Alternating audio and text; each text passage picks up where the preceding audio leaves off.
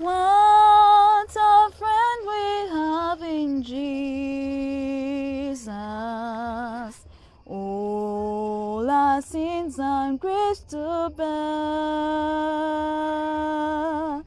What a privilege to carry everything to God in prayer. Oh, what peace we often forfeit. Oh, what needless pain we bear. Oh, because we do not carry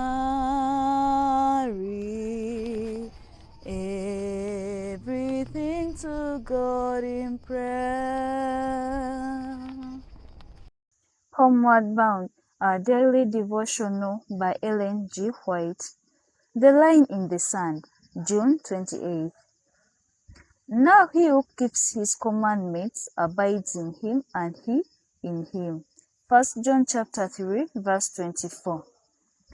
After the warning against the worship of the beast and his image, the prophecy declares, "Here are they that keep the commandments of God and the faith of Jesus." Revelation chapter 14, verse 12. Since those who keep God's commandments are thus placed in contrast with those that worship the beast and his image and receive his mark, it follows that the keeping of God's law on the one hand and its violation on the other will make the distinction between the worshippers of God and the worshippers of the beast. The special characteristic of the beast, and therefore of his image, is the breaking of God's commandments, says Daniel. Of the little horn, the papacy, he shall think to change times and law. And Paul styled the same power the man of sin, who was to exalt himself above God. One prophecy is a complement of the other. Only by changing God's law could the papacy exalt itself above God. Whoever should understandingly keep the law as thus changed would be giving supreme power to the power by which the change was made. Such an act of obedience to papal law would be a mark of allegiance to the Pope in the place of God. The papacy had attempted to change the law of God. The second commandment forbidding image worshipping has been dropped from the law, and the fourth commandment has been so changed as to authorize the observance of the fast instead of the seventh day as the Sabbath.